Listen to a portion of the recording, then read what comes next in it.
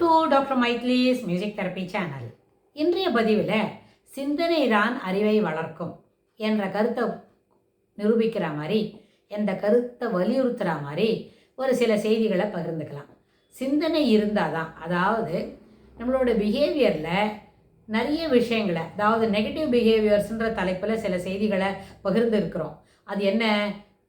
Envy, jealous, rage, fear, அதெல்லாம் அதுபோல் இருக்கிறதெல்லாம் நெகட்டிவ் பிஹேவியர் தான்.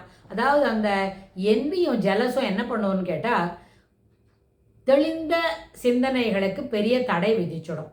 அதாவது ஒரு ஓப்பன் மைண்டட்னஸ் அது இருக்காது. எல்லாத்துக்குமே ப்ரீகன்சீவ்டு நோஷன்ஸ் இருக்கும். நம்மளுக்கு ஒரு விருப்பு இருக்குது, அதனோட அடிப்படையில் சில கருத்துக்களை நம்ம ஊர்ஜிதம் பண்ண நினைப்போம். நம்மளுக்கு ஒரு சில வெறுப்பு இருக்குது, அதற்கு அடிப்படையில் சில கருத்துக்களை நம்ம ஊர்ஜிதம் பண்ணணும் அப்படின்னு நினைப்போம். அதனால் விருப்பு வெறுப்புக்கு அப்பாற்பட்டு நம்ம ஒரு உணர்ச்சிகளை வெளியே காட்டுறோம். அதுக்கு போல் விருப்பு வெறுப்புக்கு அப்பாற்பட்டு சில கருத்துக்களை நம்ம பரிமாறிக்கிறோம் அப்படின்னு சொன்னால் அதனோட நிலைமையே வேறு. அதனோட அந்த ரேட் ஆஃப் ஒரு விஷயம் இருக்கும்ல, அதை ரேட் பண்ணுறதுன்னு அதனோட தரம் அது வித்தியாசமாக இருக்கும். ஒரு விருப்பத்துக்கு உட்பட்டது அப்படின்னா, அதாவது இதில் இங்கே கூட ஒரு உளவியல் அடிப்படையில் ஒரு சில செய்திகளை நம்ம சொல்ல முடியும். விருப்பத்திற்கு உட்பட்டது அப்படின்னு சொன்னால், விருப்பத்திற்கு உட்பட்டு சில கருத்துக்களை நம்ம என்ன பண்ணலாம், பதிவு பண்ணலாம். அது ஏற்புடையது, அது சரியான போல தான் செய்யணும். ஆனால் அந்த விருப்பத்துக்கு உட்பட்டது அப்படின்னு சொல்லும்பொழுது அதில் அந்த விருப்பம் ஏற்புடையதாக இருக்கிறது. இதில் குவைட் சப்ஜெக்டிவ் ஃபீலிங்ஸ் அப்படின்னு ஒரு வார்த்தையை நம்ம சொல்லுவோம். ஏன்னு சொன்னால், சிலவங்களுக்கு சிலதெல்லாம் பிடிக்கும், சிலவங்களுக்கு சிலதெல்லாம் பிடிக்காது அப்படின்னு வாங்க. அந்த பிடிக்கிறது எல்லாராலும் ஏற்றுக்கொள்ளப்படுகிறதா அப்படின்னு சொன்னால், அந்த அடிப்படையில் அது சப்ஜெக்டிவ் இல்லை, என்ன தெரியுமா, normal, common, accepted by every one அப்படின்ற அந்த கான்செப்டில் அதை நம்ம ரேட் பண்ண முடியும். அதாவது சப்ஜெக்டிவ் ஃபீலிங்ஸ்னு சொன்னால், இப்போது இன்றைய காலகட்டத்தில் சமுதாயத்தில் சோஷியல் அண்டர்ஸ்டாண்டிங் எப்படி நம்ம புரிஞ்சுக்கிறோன்னு கேட்டால், யாருக்கு எனக்கு இது பிடிக்கும், உனக்கு அது பிடிக்கும், நான் இப்படி இருப்பேன், நான் இப்படி தான் இருப்பேன், இதை பற்றி பேசுவாங்க. எப்படி இருக்க வேண்டும் என்பதை பற்றி பேசினா தான் அது விருப்பு வெறுப்புக்கு அப்பாற்பட்டது. தான் இருக்கிற வழி மேலே ஒரு பில்டிங் கட்டணும்னு சொன்னால் எல்லா நேரத்திலும் எல்லா இடத்துலையும் அது சாத்தியமில்லை. ஏன்னு கேட்டால், விருப்புக்கு உட்பட்டு சில விஷயங்களை செய்கிறோம், விருப்பத்திற்கு ஏற்பதான் சிலது இருக்க வேண்டும் சொன்னால், விருப்பம் என்பது எது சரியான விருப்பமாக இருக்கணும். செய்வதெல்லாம் சரியில்லை, சந்தோஷம் கிடைக்கிறதுக்காக சரியில்லாத ஒரு விஷயத்தை செய்கிறோம்னு வைங்க, அதை தவிர்க்க வேண்டும். That habit ought to be eschewed அப்படின்னு நம்ம சொல்லணும். ஏன்னு கேட்டால், இந்த மூளை என்ன பண்ணும், சொல்லக்கூடிய செய்திகளை எல்லாத்தையும் ஏற்றுக்கும் தான். ஆனால் ஏற்றுக்கொள்ளக்கூடிய செய்திகள் எல்லாமே சரியானதா அப்படின்னு கேட்டால் அங்கே ஒரு பெரிய கொஸ்டின் மார்க்கு. அப்போ உடனே இப்போ என்ன பண்ணுவாங்க, அவங்களுக்கு அது பிடிக்கிறது அதான் சரியாக இருக்கும், அவங்களுக்கு அது பிடிக்கிறது அதோட சரி, அது சரியாக இருக்குன்னு சொன்னால் அது இருக்கிறதுக்கு வாய்ப்பு இல்லை. ஒரு வீட்டில் ஒரு சின்ன குழந்தை இருக்குது, இல்லை ஒரு பெரிய குழந்தை இருக்குது, ரெண்டுமே இருக்குது. ஒரு சின்ன குழந்தைன்றது ஒரு 10 வயசுக்குள்ளே இருக்குது, பெரியவங்களாக இருக்கவங்கன்னு ஒரு 50 வயசுக்குள்ளே இருப்பாங்க. அப்படின்னா அந்த 50 வயசில் இருக்கிற ஒரு பாயோ கேர்ளோ அவங்களுக்கு ஒரு அம்மா இருப்பாங்க இல்லையா, நிச்சயமாக இருப்பாங்க. 50 வயசில் ஒரு பாய் இருக்கிறாரு, ஒரு மேன், அவர் பாய் இல்லை, அவர் மேன், அவர் ஜென்டில் மேன் வேறு. அப்படின்னா 50 வயசில் இருக்கிறவங்களுக்கு 75 வயசில் ஒரு அம்மா இருப்பாங்கன்னு வைங்க. அந்த அம்மாட்ட அவர் எப்படி நடந்துக்கணும், ரொம்ப பவ்யமாக அம்மா சொல்கிறத மாறாத கேட்குறவராகவும், அம்மா சொல்கிற கருத்துக்களை காது கொடுத்து வாங்குறவராகவும் இருக்கணும். அது அப்படி இருந்தால் அவருடைய மகனோ மகளோ ஒன்று இருக்கே, 10 வயசுலையோ 15 வயசுலையோ ஒரு பையனோ பொண்ணோ இருக்கும் இல்லையா, அது ஒரு 2 பையன் பொண்ணு இருக்குது, 2 பசங்களும் இருந்தால் கூட அவங்க என்ன பண்ணுவாங்க, நம்ம தகப்பனார் தாய் 2 பேரும் அவங்க அப்பா அம்மாட்ட இப்படி மரியாதையாக நடந்துக்கிறாங்க, ஸோ நம்மளும் அது போல் நடந்துக்கணும் அப்படின்னு அதை பார்த்து கற்றுக்கும். ஏன்னா ஹியூமன் நேச்சரே லேர்னிங் பை அப்சர்வேஷன் அது ரொம்ப உண்டு. அதனால் நம்ம என்ன செய்யணும், you should be a model to your children. அடுத்தவங்களுக்கு மாடலாக இருக்க வேண்டாம். நம்ம வீட்டில் இருக்கிற பெரியவங்ககிட்ட நம்ம விசுவாசமாகவும் அன்பாகவும் பழகினா அந்த பழகுதல் என்ன பண்ணும், நம்ம வீட்டில் இருக்கிற அடுத்த வாரிசு இருக்கிறாங்களே, அடுத்த ஜெனரேஷனுக்குள்ள பசங்க, பையனோ பொண்ணோ ஏதோ ஒன்று இருக்கும் இல்லையா, அதுக்கு அது ஒரு நல்ல ஒரு முன்னுதாரணமாக அமையும்.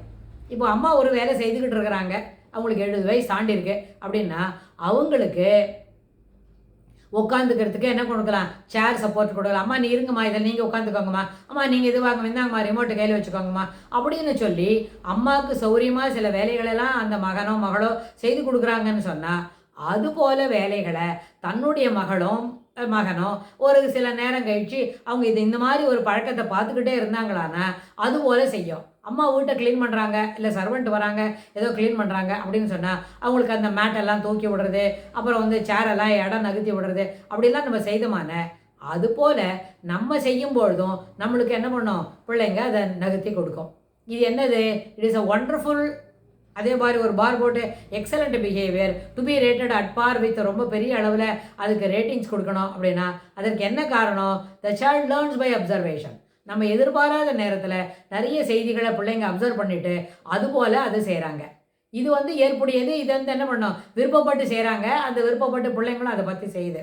ஆனால் இதுவே சில தவறான நடைமுறைகள், தவறான செயல்கள், என்னது அம்மாவை வைத்து பேசுறது, சாமானிய கொட்டி பார்க்குறது, இப்படி தான் செய்யணும், இது என்ன பெரிய விஷயம் அப்படி கேட்குறது, அது எல்லாமே மாற்றிதுன்னு சொன்னால் அந்த அளவில் அவங்க வந்து என்ன பண்ணுறாங்க, அம்மாட்டேருந்தோ அப்பாட்டேருந்தோ தவறான பிஹேவியரை பார்த்து கற்றுக்குறாங்க. அந்த that behaviour ought to be eschewed. அது அப்படி இருக்கக்கூடாது. என்ன பண்ணணும், பொலிவாகவும் பொலைட்டாகவும் பொறுமையாகவும் தான் பேசணும்.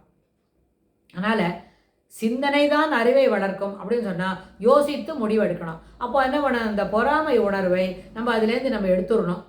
நம்மளோட நடைமுறை பாவனை இருக்கே, நடைமுறையில் நம்ம பயன்படுத்துகிறோமே, அந்த பொறாமை உணர்வை எடுத்துக்கணும். ஏன்னா த க்ளோஸ்டு மைண்ட் என்ன பண்ணும், எல்லா முடிவையுமே தன்னுடைய விருப்பத்திற்கு ஏற்பாதான் என்ன பண்ணும், எடுத்து வைக்கும்.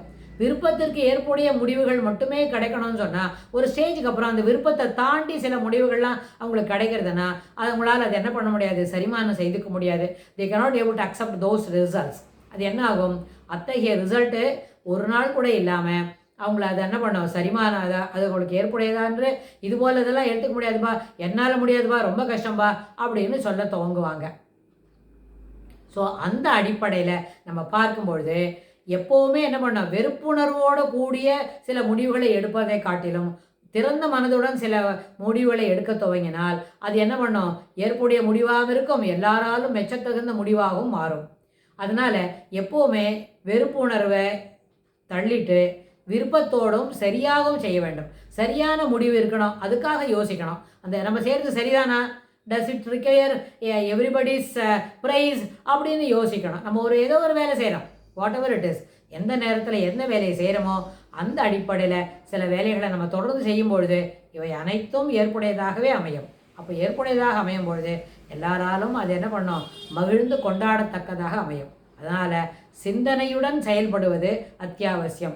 சிந்தனை திறன் ஏற்றுக்கொள்ளக்கூடிய முடிவுகளை எடுப்பதற்கு நம்மளை என்ன பண்ணோம், தயார் செய்யும், அதற்கு ஏற்புடையதாக அமையும். அதனால் எப்பொழுதும் சிந்தனை திறனுடன் இருப்பதற்கு முயற்சி செய்ய வேண்டும். சிந்தனை திறனை வளர்த்து கொள்ள வேண்டும். சிந்தனை திறன் ஒரு தனி மனிதனை மேல் நோக்கி வளரச் செய்யும். அதாவது it lifts him to the ladder.